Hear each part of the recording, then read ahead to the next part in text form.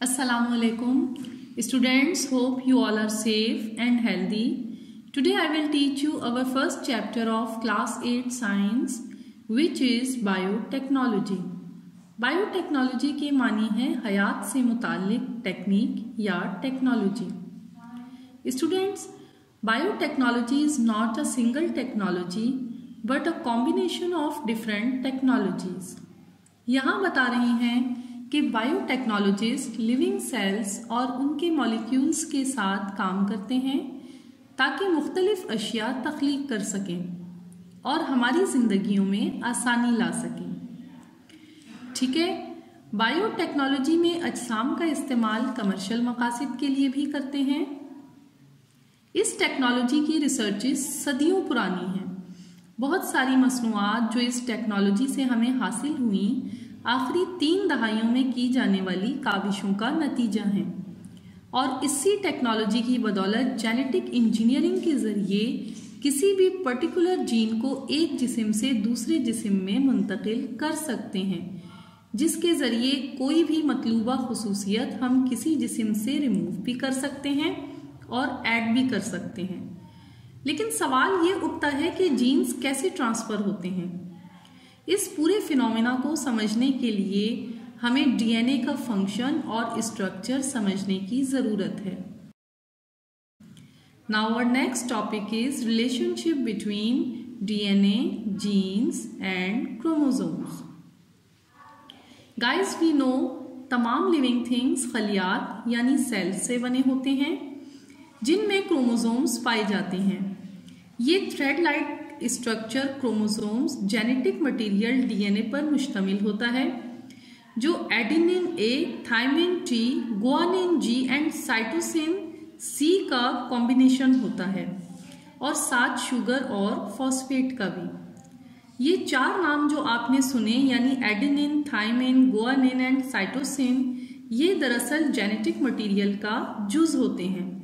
Chromosome जो कि thread like structure होते हैं, इसको हमने अच्छी तरह समझ लिया. अब गाइस हम जीन्स को स्टडी करते हैं. जीन्स जो है वो क्रोमोसोम्स के ऊपर पाए जाते हैं and guys you should know genes are actually specific types of proteins. किसी भी ऑर्गेनिज्म के जीन्स उस जिस्म में किसी खासियत की मौजूदगी या गैर मौजूदगी का पता देते हैं और बायोटेक्नोलॉजी की बदौलत जीन्स में कोई खुसूसियत ऐड भी की जा सकती है और रिमूव भी की जा सकती है. Guys, one most interesting thing is के more than 10,000 different genes are found in most plants and animals. Cell division के दौरान डीएनए बिल्कुल अपने जैसा यानी रेप्लिका तैयार करता है. Now we will learn about replication of DNA. जब सेल्स तैयार होते हैं तो डीएनए का डबल हेलिक्स शेप सेपरेट हो जाता है. अगर न्यूक्लियोटाइड ए एक स्ट्रैंड पर हो तो वो हमेशा दूसरे स्ट्रैंड पर मौजूद टी के साथ पेयर बनाता है और जी हमेशा सी के साथ पेयर बनाता है. यानी ये चीज़ आप समझ लें स्टूडेंट्स कि एडेनिन हमेशा थायमिन के साथ पेयर बनाएगा और गुआनिन हमेशा साइटोसिन के साथ पेयर बनाता है. जबकि हर डीएनए अपने स्पेसिफिक जीन का ब्लूप्रिंट या डिट्टो तैयार कर देता है. लेकिन बाज़ औक़ात स्टूडेंट्स मुमकिन नहीं होता कि हर डीएनए अपने स्पेसिफिक जीन का ब्लूप्रिंट तैयार करे. इसकी वजह क्या होती है? इसकी वजह ये होती है कि हमारे डीएनए के अंदर म्यूटेशन नामी खराबी या फिर रेप्लिकेशन प्रोसेस में कोई खराबी होती है जिसकी वजह से ऐसा हो जाता है.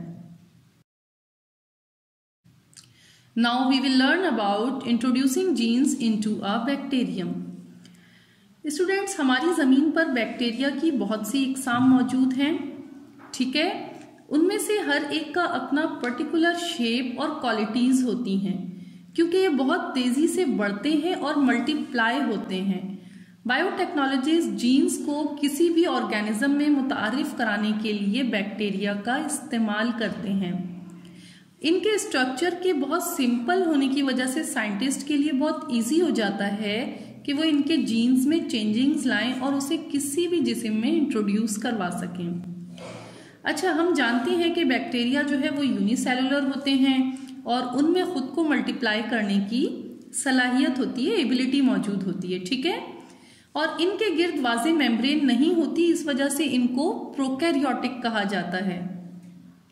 एक और बात बेटा, आप लोग सब लोग अच्छी तरह से समझ लो कि ज़मीन पे मौजूद बैक्टीरिया, आमतौर से हम लोगों का ये ख्याल है कि सिर्फ बैक्टीरिया जो है वो नुकसान पहुंचाते हैं, लेकिन ज़मीन पर मौजूद बैक्टीरिया नुकसानदेह भी होते हैं, लेकिन बेज़रर भी हो सकते हैं और बीमारियां फैलाने का सबब भी बन सकते हैं, बल्कि बाज़ औक़ात तो ऐसा होता है कि ये बहुत मुफीद भी होते हैं।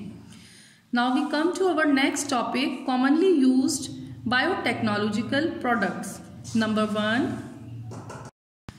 One agriculture.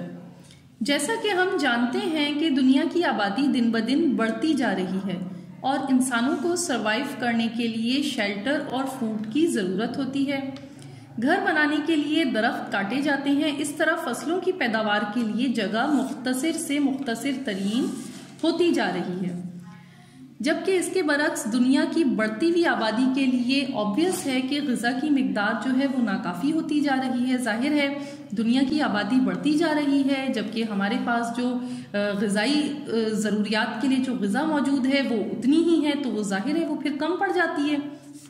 इन तमाम मसाइल को बायोटेक्नोलॉजिस्ट मुख्तलिफ इक़साम की दवाइयाँ तैयार करके हल करते हैं। फिर एक और मसला सामने आता है, अक्सर फसलें कीड़ा लगने से और बीमारियों से भी ख़राब हो जाती हैं। तो ऐसी तमाम सूरत हाल से निपटने के लिए बायोटेक्नोलॉजिस्ट पेस्टिसाइड्स और दीगर दवाइयाँ तैयार करते हैं ताकि इंसानी आबादी को ग़िज़ाई क़िल्लत से बचाया जा सके। ओके गाइस, इसके बाद पपाया प्लांट की जानिब आ जाते हैं। ये आमतौर पे रिंग स्पॉट वायरस का शिकार हो जाता है, तो इसकी हिफाजत कैसे करते हैं? इसकी हिफाजत के लिए हमारे बायोटेक्नोलॉजिस्ट जो हैं वो एक हिफाजती जीन इस पौधे में इंट्रोड्यूस करवा देते हैं, और ये जो हिफाजती जीन उस पौधे में इंट्रोड्यूस करवाते हैं, ये जीन उस बीमारी के खिलाफ पौधे में कुव्वते मदाफ़ियत पैदा कर देता है, जिसकी वजह से ये रिंग स्पॉट वायरस का शिकार इस जीन की वजह से अब बहुत कम होते हैं पपाया प्लांट। ठीक है बेटा, बात समझ में आ गई। जैसा कि हम जानते हैं गोश्त इंसानी आबादी के लिए ग़िज़ा का एक अहम ज़रिया है। अच्छा, अब हम लाइव स्टॉक को डिस्कस कर रहे हैं, ठीक है। Fish, mutton, chicken and beef, ये सब हमारी ग़िज़ाइयत से और ग़िज़ाई ज़रूरियात से फुलफ़िल होते हैं। बायोटेक्नोलॉजिस्ट गोश्त की मिकदार बढ़ाने और क्वालिटी में बेहतरी लाने के लिए मुख्तलिफ मेडिसिन्स तैयार करते हैं, जो या तो ग़िज़ा के ज़रिए उन्हें फ़राहम की जाती है या फिर इंजेक्ट की जाती है। नाउ फूड एंड बेवरेजेस, यानी ग़िज़ा और मशरूबात। स्टूडेंट्स, नाश्ते के लिए आमतौर पे हम क्या यूज़ करते हैं? Milk, butter, cheese and bread, यही सब चीज़ें होती हैं।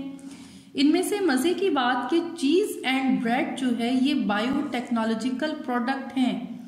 कैसे?